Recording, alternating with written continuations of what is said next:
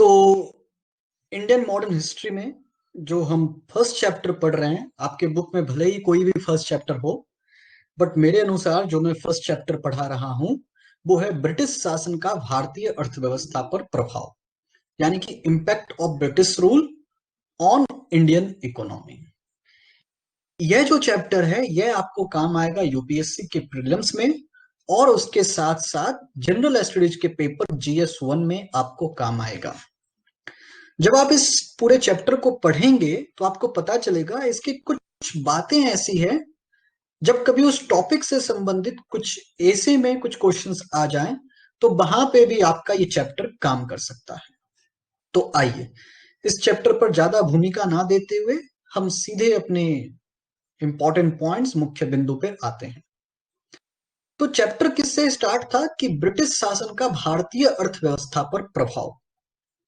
क्या प्रभाव रहा जब ब्रिटिश भारत में आए, भारत में जब उन्होंने व्यापार किया, बहुत सारी प्रगति की, बहुत सारे प्रोग्रेस किए, बहुत सारे डेवलपमेंट हुए इंडिया में, और उस डेवलपमेंट के बीच में हमारी जो इकोनॉमिक्स थी, हमारी जो इंडिया की जो इकोनॉमिक्स थी, उसको क्या क्षति पहुंची या उसको क्या प्रॉफिट हुआ, इन सभी चीजों के बारे में हमें पढ़ना है। एक बात को आपको ध्यान में रखना होगा कि ब्रिटिश से पहले, इंग्लैंड से पहले भारत में जितने भी लोग आए, चाहे वो भारत पे हमला करने के उद्देश्य से आए हो, चाहे वो भारत पे शासन चलाने के उद्देश्य से आए हो, चाहे वो भारत में व्यापार करने के उद्देश्य से आए, ये सारे लोग जो आए थे वो कहीं ना कहीं भारत की जो सामाजिक व्यवस्था थी उसमें वो लोग घुल मिल गए थे। उसमें उन्होंने कुछ चेंजेस, बहुत ज्यादा चेंजेस करने का कोई कोशिश नहीं किया। वो भारत में रहते थे, भारत में काम करते थे, भारत में कमाते थे, भारत में खाते थे, और यहीं का पैसा यहीं घूमता रहता था। लेकिन इंग्लैंड का, ब्रिटिश का ये मंशा बिल्कुल भी नहीं था। उसका मंशा यह था, उन्होंने भारत को शासन करने से ना देख करके उन्होंने भारत को देखा कि व्यापारिक क्षेत्र हम बनाए, इसे हम एक ट्रेड प्लेस बना दे, व्यापार करने की जगह बना दे। यहाँ पे हमें रहना नहीं है। वो तो ट्रेड करते करते उन्होंने वो शासन करना भी चालू कर दिया हमारी कुछ गलतियों के कारण, परंतु उनका मुख्य उद्देश्य यहाँ पर सिर्फ और सिर्फ ट्रेड करना था, ना कि यहाँ पर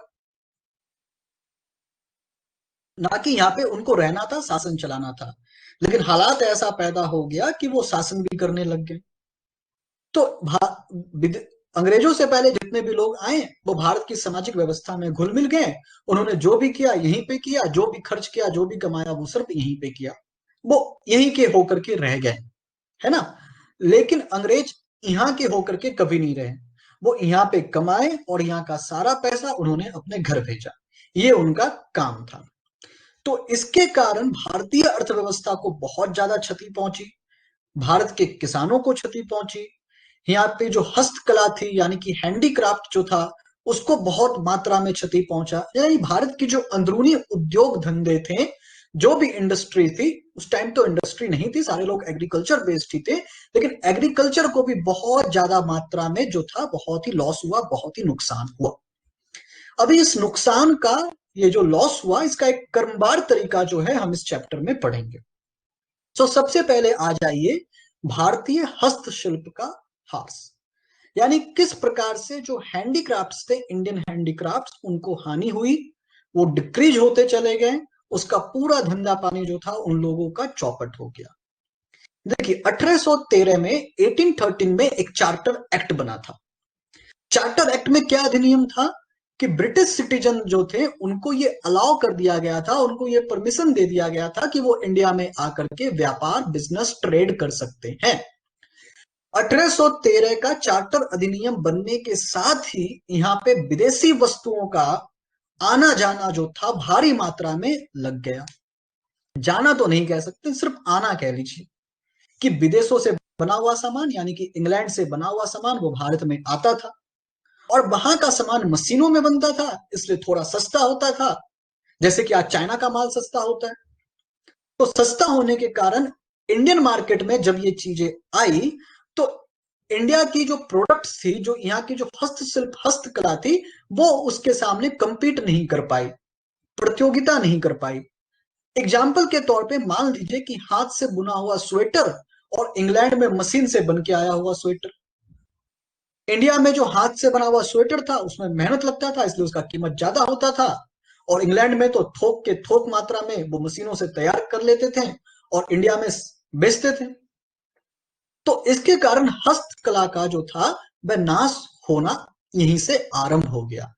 और 1820 आते आते पोस्ट 1820 मान लीजिए, 1820 के बाद यह पकड़ के चलिए कि भारत जो था, भारत का कोई भी माल अब विदेशों में जा नहीं रहा था। क्यों नहीं जा रहा था? पहले तो जाता था, पहले यहाँ की जो हस्तकलाएं थी वो विश्व प्रसिद्ध हो थी, लोग पसंद करते थे भारतीय हस्तशिल्प को, इंडियन हैंडीक्राफ्ट को। लेकिन इंग्लैंड में जैसे ही इंडस्ट्रियलाइजेशन हुआ, जैसे ही औद्योगिक क्रांति हुई, वहां पे चीजें सस्ती मिलने लग गई। तो जिसके कारण हमारी जो हस्तशिल्प था, जो हैंडीक्राफ्ट था, वो वहां के मार्केट से भी कंपीट नहीं कर पाया। यानी वो इंडियन मार्केट में भी कंपीट नहीं कर पा रहा है और फॉरेन मार्केट में भी कंपीट नहीं कर पा रहा है। तो जिसके कारण उसको डबल लॉस हुआ। तो इस प्रकार से आप इस चीज को समझ सकते हैं। उसके बाद देखिए कि भारत के बहुत से ऐसे शहर थे जिसका पतन हो गया, यानी कि वो डिस्ट्रॉय हो गया। क्यों डिस्ट्रॉय हो गया? क्योंकि जो हस्तशिल्प, जो हैंडीक्राफ्ट वर्कर थे, वो शहरों में आकर के काम करते थे, शहरों में आकर के वो हैंडीक्राफ्ट बनाते थे और बेचते थे। लेकिन अब शहरों में कौन सी वस्तुएं मिल रही है? इंग्लैंड से आने वाली वस्तुएं। तो अब उन लोगों का ये जो चीजें हैं वो बिकेगा क्या? उन लोगों का ये चीज अब नहीं बिकेगा। तो नहीं बेचने के कारण अब उनके पास तो कोई बिजनेस करने का कोई तरीका है ही नहीं, उनकी चीजें बिक ही नहीं रही है। तो अब वो क्या करेंगे? वो सभी लोग अपने अपने गांव चले गए। फिर गांव में जो उनकी खेती थी वो खेती कर रहे थे। अब खेती पे भी मैं आऊंगा, कृषि पे भी आऊंगा, एग्रीकल्चर पे भी आऊंगा। तो इस तरह से शहरों का नाश होना भी आरंभ हो गया। और भारत के जो हैंडीक्राफ्ट वर्कर थे, जो हस्तशिल्प वर्कर थे, वो अपनी जो परंपरागत, जो उनका व्यवसाय था, जो उनका ट्रेडिशनल ऑक्यूपेशन था, वो उसे ट्रेडिशनल ऑक्यूपेशन उसके हाथ से जाने लग गया। और वो फिर से विलेज में आकर के वो फार्मिंग करने लगे। सो इंडिया जो एक संपूर्ण, जो फुल फ्लैक्स्ड एक एक्सपोर्टिंग कंट्री था, वो अब क्या बन गया? वो अब एक फुल फ्लैक्स्ड यहाँ पे मैंने गलत लिख दिया है, ठीक है, दोनों बार एक्सपोर्टिंग हो गया है, एक बार इंपोर्टिंग होना चाहिए था। इसको हम कर लेंगे ठीक पीपीटी में। तो एक निर्यातक देश से वो संपूर्ण रूप से एक आयातक देश बन गया, यानी कि भारत जो चीजें दूसरे देशों में बेचता था, अब वो दूसरे देशों में ना बेच करके वो दूसरे देशों की चीज भारत में आ रही है। क्योंकि इंडिया में तो कोई गवर्नमेंट था ही नहीं, जो गवर्नमेंट था वो ब्रिटेन का था। अब सभी उन्हीं का कंट्रोल है, वो जो चाहे जैसे चाहे वो करते थे। तो इस तरह से आप देख सकते हैं कि किस प्रकार से इंडिया का जो हैंडीक्राफ्ट था, यानी कि भारत की जो हस्तशिल्प कला थी, उसकी हार होती चली गई। इसके बाद आता है इंक्रीजिंग पॉवर्टी, यानी कि कृषकों के बीच जो थी गरीबी, दरिद्रता जो थी वो और बढ़ती गई। क्यों बढ़ती गई? क्योंकि कृषकों को ट्रिपल अटैक का सामना करना पड़ा, उसके ऊपर ट्रिपल हमला हुआ। ट्रिपल हमला कैसे हुआ? एक तो सरकार ने किया, एक लैंडलॉर्ड यानी जमींदार ने किया, और एक मनी लैंडर ने किया। कैसे किया? हम एक एक को अच्छे से समझेंगे। देखिए, सबसे पहले हम इसकी बात कर लेते हैं, लैंडलॉर्ड यानी कि जमींदार। अस्थाई बंदोबस्त व्यवस्था, पता है आपको अस्थाई बंदोबस्त व्यवस्था?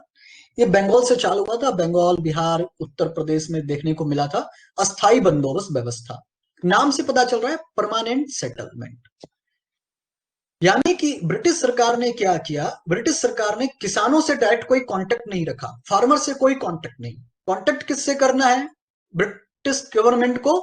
जमींदारों से, यानी कि जो लैंड लॉर्ड है उनसे उनको कांटेक्ट करना है। एक तरह का आप समझ लीजिए, लीज समझ लीजिए। तो अंग्रेजी शासक ने, ब्रिटिश गवर्नमेंट ने क्या किया? जमींदारों की एक वर्ग तैयार की जो उसके पक्ष में काम कर सके। उन्होंने भी बहुत होशियारी दिखाई, जमींदारों को अपने अंडर कर लिया, अपने अनुरूप कर लिया, और जमींदारों को भूमि का मालिक बना दिया गया, उसको भूस्वामी बना दिया गया। यानी कि लैंड का जो ओनर था, जो ओनरशिप था, वो किसके पास चला गया? वो अब जमींदारों के पास चला गया। और उसके पास वो परमानेंट ओनरशिप मिल गया, यानी कि जमींदार के बाद उसका बेटा, उसके बेटे के बाद उसका बेटा, उसका मालिकाना हक भूमि का हो गया। किसानों के पास अब कोई भी मालिकाना हक नहीं था। अब जो था, जो भी खेती होती थी, जो भी एग्रीकल्चर होता था, उसके ऊपर हमें लगान देना होता था, यानी टैक्स देना होता था। तो टैक्स कौन देता था? किसान देता था। क्या देता था? किसान। लेकिन अंग्रेजी शासक जो थे, जो ब्रिटेन गवर्नमेंट थी, वो किसानों से टैक्स कलेक्ट ना करके वो किससे टैक्स कलेक्ट करती थी? वो टैक्स कलेक्ट करती थी जमींदारों से। जमींदार किससे टैक्स कलेक्ट करते थे? किसानों से। तो अंग्रेजी शासन ने एक ऐसी व्यवस्था बनाई जिसमें यह कहा गया जमींदारों को कि भाई, आप हमें एक फिक्स्ड अमाउंट दोगे, हमें एक फिक्स्ड अमाउंट हर साल दोगे। आप चाहो तो किसानों से कितना भी पैसे वसूल सकते हो। आपको इसी बातों से समझ में आ गया होगा कि अब जमींदार जो थे वो अपने मन मर्जी के मालिक बन गए थे। वो किसानों से कुछ भी पैसे वसूलते थे, कुछ भी कर के रूप में, लगान के रूप में वसूलते थे, क्योंकि अंग्रेजों को तो उन्हें एक निश्चित राशि देनी पड़ती थी, एक निश्चित भुगतान करना पड़ता था। वो भुगतान के बाद जितना पैसा आया वो सारा जमींदारों के पास आ गया। और जमींदार तो स्वामी है ही, वो भूमि के मालिक हैं ही। वो नहीं तो उसके बाद उसका बेटा, उसका बेटा, इस तरह से ये जो कार्यक्रम था वो चलता गया। तो इस प्रकार से जो जमींदारी व्यवस्था आई, जो अस्थाई बंदोबस्त व्यवस्था आई, परमानेंट सेटलमेंट सिस्टम जो आया, इससे किसानों को बहुत मात्रा में हानि हुई, बहुत मात्रा में उसको लॉस हुआ। कैसे लॉस हुआ, अब इस चीज को थोड़ा और देखेंगे हम। मान लीजिए किसान ने एक जमीन पे खेती किया और किसी कारणवश वो फसल नष्ट हो गया, क्योंकि उस टाइम पे सरकार जो था वो खेतों पे कुछ ध्यान भी नहीं देते थे कि खेतों की उर्वरा शक्ति बनी रहे, या उसके लिए कुछ हम अच्छे सामान मुहैया करवाएं किसानों को, जैसे अभी की गवर्नमेंट करवाती है। उस टाइम पे ऐसा कुछ नहीं था। जो था वो किसानों को करना था। जमींदार ना कुछ किसानों को देता था, ना अंग्रेज किसानों को कुछ देते थे। कोई किसी को कुछ नहीं देता था। किसान को जो करना था वो अपना करना था। और जब कभी ऐसा होता था कि फसल उग ना पाए, लेकिन जमींदार जो था वो फसल हो या ना हो, वो किसानों से कर वसूलता था। और किसानों के पास कर ना होने के कारण, पैसे नहीं होने के कारण, वो जमींदारों के घर में काम करते थे। और इस तरह से जो बंधुआ मजदूरी थी, वो बंधुआ मजदूरी की प्रथा भी इसी में शामिल हो गई। दूसरी बात, जो किसान को बंधुआ मजदूरी नहीं करनी थी, वो क्या करते थे? वो साहूकार के पास चले जाते थे, मनी लेंडर के पास चले जाते थे। मनी लेंडर क्या करता था? उससे बहुत ही ऊंचे दरों में, उसे इंटरेस्ट में, हाई इंटरेस्ट में, उसे लोन पे, ऋण पे पैसा देता था। किसान ये भी होता था कि वो पैसे भी ना चुका पाते थे। तो अब जो था, जो साहूकार था, वो अपना पैसा किसानों से मांगता था, और किसानों के पास पैसे ही नहीं, क्योंकि फसल जो हुआ वो अच्छा नहीं हुआ, फसल जो हुआ उसकी मात्रा कम थी। उसको मार्केट में बेचेंगे तो बेचेंगे क्या? तो इससे क्या हो गया, किसानों के पास जो भी कुछ फसल आता था, वो उन सभी चीजों को वो कम कीमत में भी बेच देता था कि चलो जो भी तो आएगा, कुछ तो पैसा आएगा, उस पैसे से हम जमींदार को कुछ दे देंगे, कुछ साहूकार को दे देंगे। और किसानों के पास कुछ बचता नहीं था। तो इस तरह से परमानेंट सेटलमेंट सिस्टम के कारण जो हमारे जो किसान थे, उसको इस तरह से क्षति पहुंची। तो पहला, गवर्नमेंट ने किसानों के लिए कुछ काम नहीं किया, उसे खेती करने के लिए कुछ भी ऋण नहीं दिया, खेती करने के लिए उसे कोई जो सामान था, वो नीडफुल जो एग्रीकल्चर प्रोडक्ट्स होते हैं बिफोर कल्टीवेशन, उन चीजों को दिया नहीं गया। परमानेंट सेटल सिस्टम से क्या प्रॉब्लम हुआ वो आपने देख लिया, मनी लेंडर से क्या प्रॉब्लम हुआ वो आपने देख लिया। और उसके बाद अकाल और प्राकृतिक आपदा भी आती रही। अभी थोड़ी है कि कोई प्राकृतिक आपदा आए तो कोई आपको इतना करोड़ रुपए, जो अभी बजट भाषण में जो आता है, या फिर कुछ एक्स्ट्रा जो कुछ स्कीम चालू रहते हैं उसमें दे दिया जाता है, ये रिलीफ फंड, वो रिलीफ फंड। उस टाइम पे ऐसा कुछ नहीं था। तो ये चीज आप देख सकते हैं। कहा जाता है कि 1850, 1850 से लेकर के 1900 तक लगभग 2 करोड़ 80 लाख लोग इसी अकाल और अन्य प्राकृतिक आपदाओं में मारे गए। तो इस तरह से ये दूसरा, कृषकों को किस प्रकार से हानि हुई, हमने ये देख लिया। पहले बारे में हमने क्या समझा था, किस प्रकार से हमारी जो हस्तशिल्प, हैंडीक्राफ्ट थे, उसको नुकसान हुआ। दूसरे वालों में हमने समझा कि किस प्रकार से कृषकों को हानि हुई। अब हम आगे समझेंगे कि एग्रीकल्चर का किस प्रकार से कमर्शियलाइजेशन किया गया, यानी कि भारतीय कृषि का वाणिज्यकरण हो गया। अभी देख लीजिए, पहले जो खेती होती थी, पहले जो किसानी होती थी, वो किसान उस फसल को बेचने के लिए ना करके, ऐसा नहीं था कि उनको बाजार चाहिए था, उसको वहां पे फसल फसल जो था वो बेचना था, उनसे मुनाफा कमाना था, ऐसा कुछ नहीं था। वो जो फसल जो उगाते थे, जो अनाज उगाते थे, वो अपने लिए उगाते थे कि हम खुद खाएंगे। पहले जमाने में ऐसे होता था उस टाइम में, कि खुद उगाना है, खुद खाना है, उसको कहते हैं आत्मनिर्भर भारत। अभी का भारत थोड़ी है जो प्रधानमंत्री कहते हैं आत्मनिर्भर बनो। उस टाइम पे आत्मनिर्भर थे, लोग खुद उगाते थे, खुद खाते थे, सारा कुछ खुद में खुद चलता रहता था, किसी से कुछ लेना देना नहीं। ऐसा नहीं था कि कुछ लेना देना नहीं था, लेकिन मान लीजिए कि लोग आत्मनिर्भरता जो थी वो अभी के मामलों में काफी ज्यादा थी। लेकिन फिर क्या हो गया, वो वाणिज्यकरण हो गया, कमर्शियलाइजेशन हो गया। क्यों हो गया? क्योंकि अंग्रेजों को लगा, ब्रिटेन को लगा, ब्रिटिश सत्ता को लगा कि नहीं, अनाज उगाने से क्या होगा, हम उन चीजों को उगाएंगे जिसका विदेशों में डिमांड है। तो वो मूंगफली हो गया, कपास हो गया, कुछ बगानी फसलें हो गई जैसे कि चाय, कॉफी, रबर। किसानों के ऊपर जोर डाला गया कि नहीं, आप इस चीज को उगाओगे। तो इस प्रकार से जो उनका जो पहले का जो आत्मनिर्भरता था, वो आत्मनिर्भरता खत्म हो गया। वो इस चीजों को उगाता, और ये चीज क्या होता था, एक रॉ मटेरियल के रूप में ब्रिटेन गवर्नमेंट का ये काम करती थी। उसके बाद जब ये चीज हम उगाते थे, इसको बेचते कहाँ पे थे, हम विदेशों में बेचते थे। तो ऑब्वियस सी बात है कि जब हम किसी चीज को विदेशों में बेचेंगे, जब हम फॉरेन में बेचेंगे, तो क्या होगा, वहां पे वहां के इकोनॉमिक्स में जो भी अप्स एंड डाउन आएंगे, उसका सीधा इंपैक्ट कहां पड़ेगा, हमारे इकोनॉमिक्स में पड़ेगा। क्योंकि हम जो, जैसे कि हमने, समझ लीजिए हमने एक मोबाइल कंपनी खोली और मार्केट में मोबाइल का डिमांड बढ़ा, तो हमारा तो बल्ले बल्ले, और मार्केट में मोबाइल का डिमांड घटा तो सीधे हम बैठ जाएंगे। तो सेम इसी तरह हो गया कि हमने इसका मार्केट अब इंडियन मार्केट ना रख करके हमने इन चीजों को क्या किया, बाहर के देशों में बेचना चालू किया। और वहां की इकोनॉमिक्स कंडीशन यदि खराब हो गई, तो हमारा वो माल वहां पे खरीदते नहीं थे।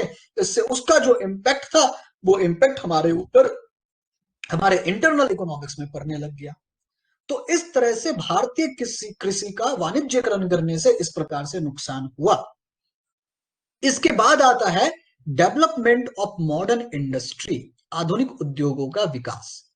तो जब अंग्रेज भारत में आकर के उद्योगों का, इंडस्ट्रियल डेवलपमेंट कर रहे थे, इंडस्ट्री का डेवलपमेंट कर रहे थे, तो उस टाइम पे लोगों को ऐसा लग रहा था कि अरे वाह, ये तो हिंदुस्तानियों के लिए है, ये तो हमारे भले के लिए है कि अंग्रेज आए हैं और यहाँ पे वो हमारे विकास के लिए, हमारे डेवलपमेंट के लिए रेलवे बिठा रहे हैं, सड़कें बना रहे हैं, बिजली लगा रहे हैं, ये सारा चीज करके जो हिंदुस्तानी थे वो खुश हो रहे थे।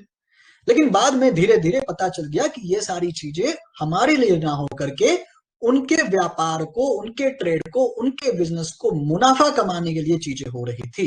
क्योंकि जब रेलवे ही नहीं होगी तो हम बाजार तक कैसे पहुंचेंगे, हम शहरों तक कैसे पहुंचेंगे, जो चीजें विदेशों से आ रहे हैं उसको हम शहरों में कैसे जाकर के बेचेंगे, और जो रॉ मटेरियल्स हमें इंडिया से इंग्लैंड ले जाना है, हम उसे कैसे ले जाएंगे। तो इसके लिए तो सड़क का निर्माण होना चाहिए, इसके लिए लाइटें होनी चाहिए, इसके लिए ट्रेन होनी चाहिए। तो इन सारी चीजों का जो विकास था, जो डेवलपमेंट था, वो अंग्रेजों ने फटाफट करना चालू कर दिया। तो देखिए 19th सेंचुरी में क्या था, मॉडर्न इंडस्ट्री को इस्टेब्लिश किया गया इंडिया में। 1853 में आप देख सकते हैं, कुछ इंडियन इंडस्ट्रियलिस्ट के भी नाम है। काफसी नाना भाई ने बंबई में पहली सूती वस्त्र मिल का स्थापना किया। ये आप सूती वस्त्र मिल, इनका नाम, बंबई में स्थापना, ये सारी चीजें आप एमसीक्यू के लिए याद रख सकते हैं। 1855 में जो पहली जो जूट मिल थी, वो रिसरा में स्थापित किया गया, जगह का नाम है एक। ठीक है, तो इन दोनों चीजों को आप एमसीक्यू के लिए ध्यान में रख सकते हैं। अब इसके बाद है कि जिस तरह से एक इंडिया जो था, भारत जो था, एक बहुत बड़ा मार्केट बन गया था फॉरेनर के लिए, विदेशियों के लिए एक बहुत बड़ा मार्केट बन गया था। तो जितने भी विदेशी थे वो सभी चाहते थे कि चलो हम भी भारत में जाकर के कुछ व्यापार करें, कुछ ट्रेड करें, कुछ हम इन्वेस्ट करें इंडिया में। तो इंडिया में इन्वेस्ट करने का सबसे बड़ा कारण क्या था? तो कुछ कारणों को हमने यहाँ पे लिखा है, इन चीजों को आप देखिए। ये भी क्वेश्चंस आ सकते हैं आपसे मेंस एग्जाम्स में कि what are the mains reason for foreigners to invest in India during British rule. तो ये जो पॉइंट्स है, इस पॉइंट को आप एलोबरेट करके अपना आंसर फ्रेम कर सकते हैं। पहला क्या है? चीफ लेबर, यानी कि सस्ते मजदूर। इंडिया में सस्ते मजदूर मिल जाते थे, विदेशों में उनको नहीं मिल पाते थे। दूसरा क्या था? यहाँ पे रॉ मटेरियल्स, जैसे कि किसी को चीनी का उद्योग करना है तो यहाँ पे गन्ने की खेती तो होती थी, तो यहाँ पे रॉ मटेरियल्स मिल जाते थे, और कुछ कहीं पे फिनिश्ड गुड भी मिल जाता था, यानी कि तैयार किया हुआ जो माल था वो भी मिल जाता था। उसके साथ साथ सिर्फ इंडियन मार्केट नहीं था, इंडिया के आसपास के जो पड़ोसी देश थे उसके लिए भी मार्केट थी, हम वहां पे भी आ जा सकते थे।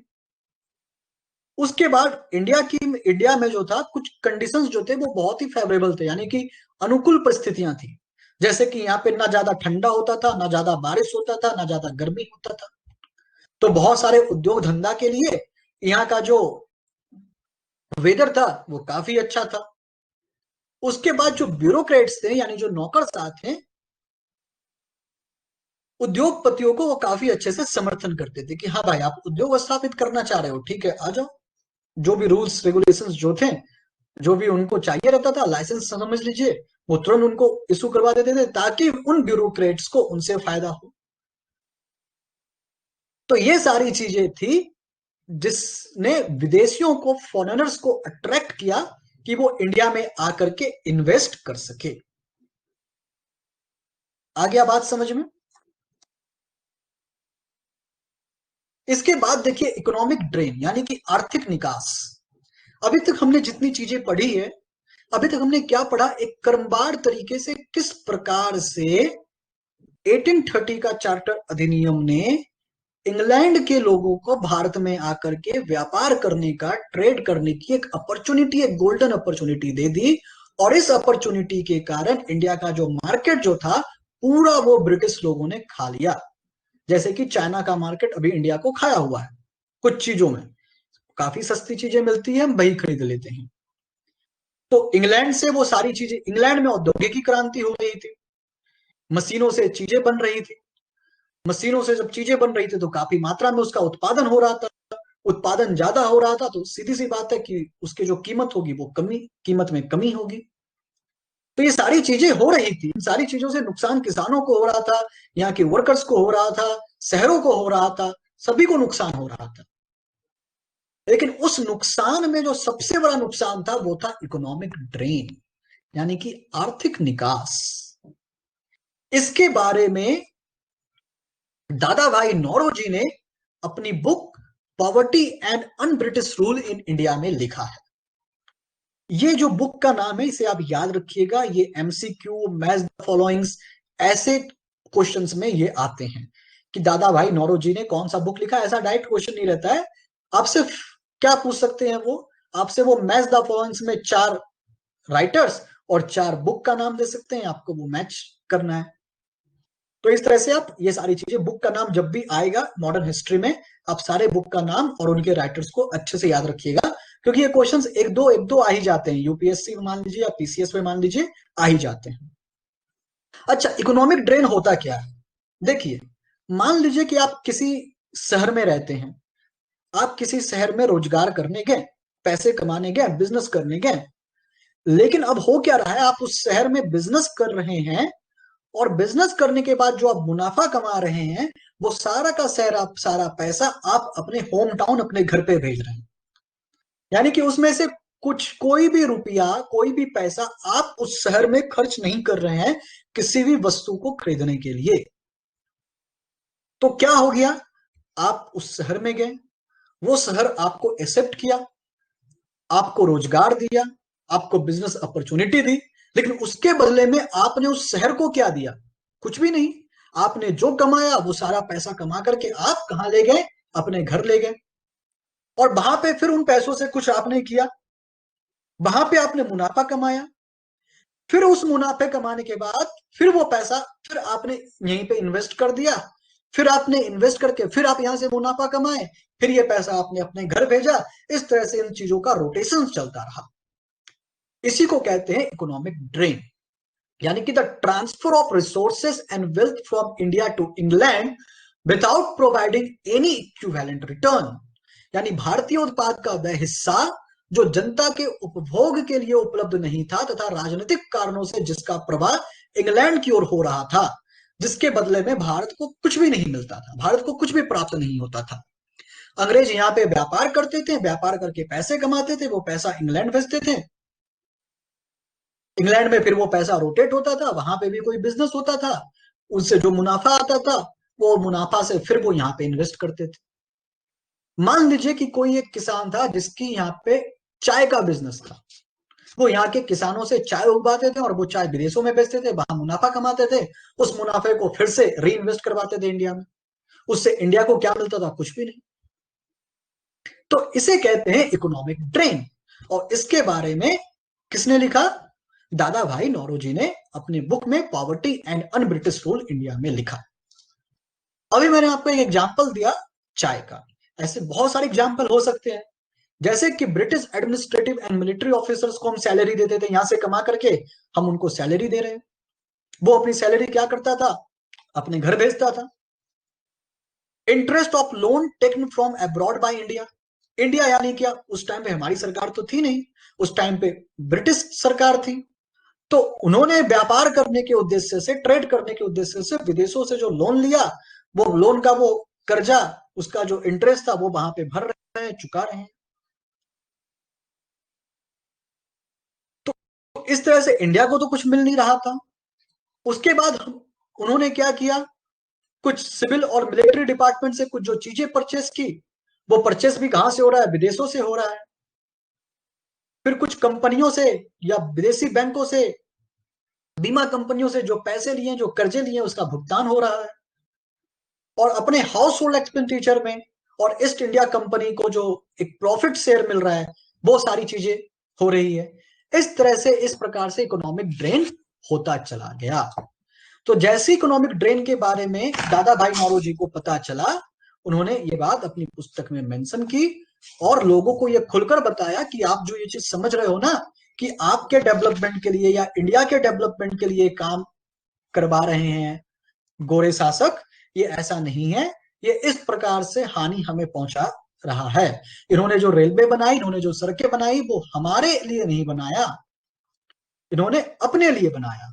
तो इस प्रकार से फिर उनके बाद बहुत सारी इनकी राष्ट्रवादी आलोचना, यानी कि जो नेशनलिज्म, जो क्रिटिसिज्म थे, वो होती चली गई। उस क्रिटिसिज्म में गोपाल कृष्ण गोखले, दादा भाई नौरोजी, ऐसे लोग शामिल थे।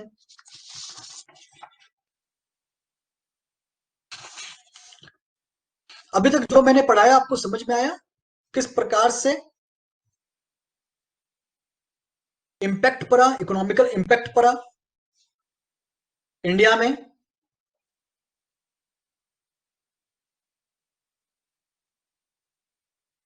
ठीक है, तो ये पूरा चैप्टर में इतनी ही बातें हैं। पहली बातें हैं किस प्रकार से हस्तशिल्प कला का ह्रास हुआ, किस प्रकार से किसानों का ह्रास हुआ, किस प्रकार से औद्योगिकीकरण हुआ, उससे इंग्लैंड को फायदा हुआ और भारत को नुकसान हुआ। उसके बाद इकोनॉमिक ड्रेन क्या है, इसके बारे में आप समझ जाइए। इकोनॉमिक ड्रेन को आप अपने मेंस में लिख सकते हैं, अपने एसे राइटिंग में इसका यूज कर सकते हैं।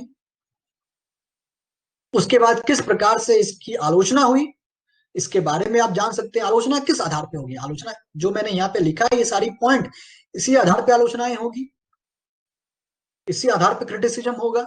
आप इन बातों को एक्सप्लोर कर सकते हैं, एलोबरेट कर सकते हैं, उसको आप लिख सकते हैं। तो चलिए हम एक क्वेश्चन को सॉल्व करते हैं। क्या है क्वेश्चन हमारा?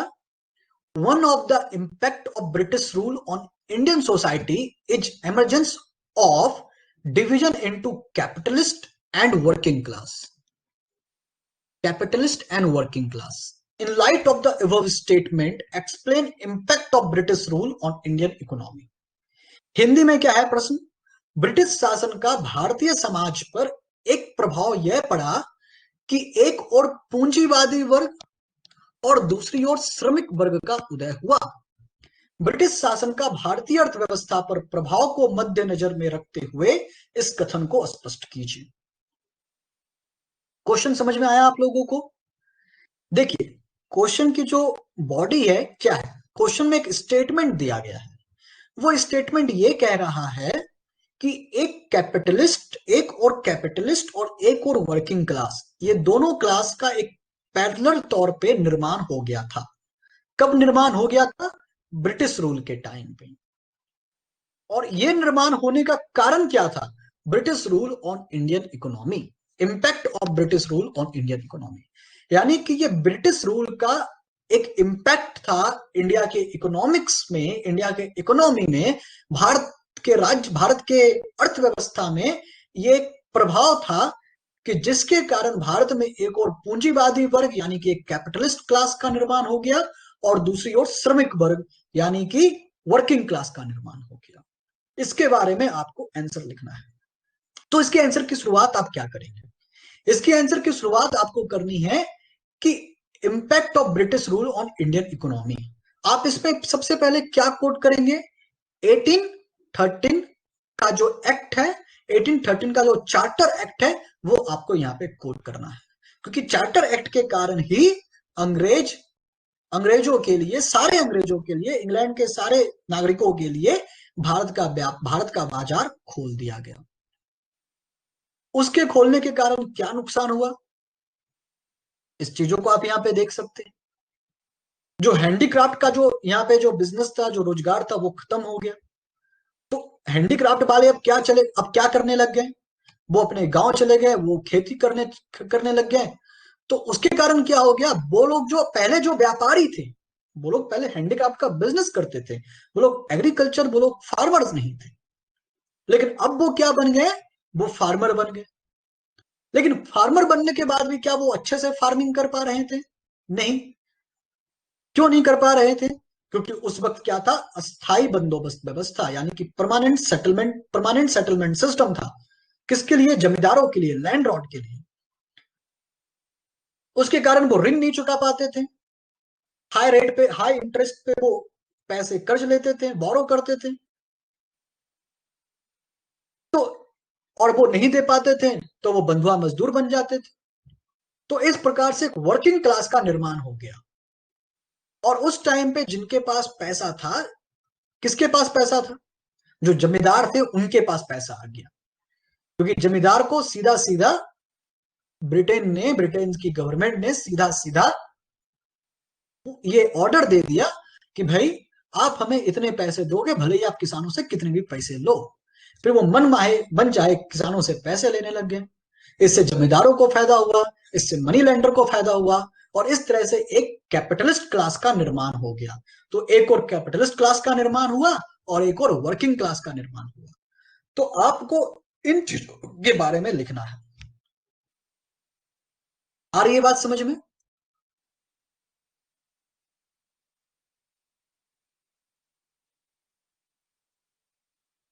तो 150 वर्ड्स में इसका आंसर है। 150 वर्ड्स में आपको आंसर लिखना है। तो क्या आंसर होना चाहिए के बारे में आप बताएंगे। किस प्रकार से उनका व्यापार स्टार्ट हुआ वो बताएंगे, किस प्रकार से इंडस्ट्रियलाइजेशन हुई वो बताएंगे, किस प्रकार से हस्तशिल्प जो था, हैंडीक्राफ्ट था, उसका हार्स हुआ वो बताएंगे, किस प्रकार से किसानों के ऊपर जो ट्रिपल जो बिल फट गया वो आप बताएंगे, है ना। यानी उसके ऊपर आप यही कह सकते हैं ना कि एक तो सरकार उसको कर रही थी, एक जमींदार कर रहे थे, और एक जो पैसे देने वाले थे, जो साहूकार थे, वो कर रहे थे। तो इस प्रकार से किस प्रकार से ये चीज होता गया, इन चीजों को आप अच्छे ढंग से लिख सकते हैं हेडिंग डाल डाल करके। उसके बाद आप लास्ट में, ये तो ओपन स्टेटमेंट है, तो इसलिए इस ओपन स्टेटमेंट का कोई कंक्लूजन नहीं आता, है ना। फिर भी कंक्लूजन आप लिखना चाहें तो आप लोग ऐसी गलती ना करें कि इस प्रकार से हम देखते हैं कि ब्रिटिश शासन का भारतीय समाज पर प्रभाव पड़ा। ऐसी गलती आप ना करें। यूपीएससी में जब भी आप कभी ऐसे आंसर लिखते हैं या पीसीएस में लिखते हैं, तो जो एग्जामिनर होता है ना, उसका दिमाग घूम जाता है कि ये क्या बात है, इस प्रकार से लिखने का हो गया ना भाई, लिख दिया ना, हम समझ गए। उसको आप शब्दों को बढ़ाने के लिए ये सब ना लिखा करें कि इस प्रकार से हम देखते हैं कि, ये सारी चीजें आप अपने जो यूनिवर्सिटी की एग्जाम थी वहां पे करते होंगे। वहां पे आपको आंसर लंबे लंबे लिखने रहते थे, यहाँ पे वर्ड लिमिट है, और इस वर्ड लिमिट में आपको सही बातें और अच्छी बातें लिखनी है। आई बात समझ में? तो इस प्रकार से impact of British rule on Indian economy का जो चैप्टर है वो हमारा कंप्लीट हो गया। कल हम पढ़ेंगे किस प्रकार से ब्रिटिश रूल का जो इम्पैक्ट था वो एजुकेशन पे पड़ा। हम एक एक इम्पैक्ट को देखेंगे। हालांकि मॉडर्न हिस्ट्री के क्लास में सीधे लोग 1857 से स्टार्ट कर देते हैं, है ना? वैसा मैं करना नहीं चाहा। वैसा पहले मैंने आपको यह समझाने की कोशिश किया कि किस प्रकार से इम्पैक्ट पड़ा, क्योंकि इसी इम्पैक्ट के बाद तो विद्रोह हुआ। अभी जो किसानों की जो ये स्थिति हो गई, दयनीय स्थिति हो गई, इसी के बाद तो किसानों का विद्रोह हुआ। तो पहले हम इम्पैक्ट को पढ़ेंगे, इम्पैक्ट के बाद हम 1857 पे जाएंगे, और उसके बाद फिर हम आगे की चीजों पे जाएंगे। ठीक है?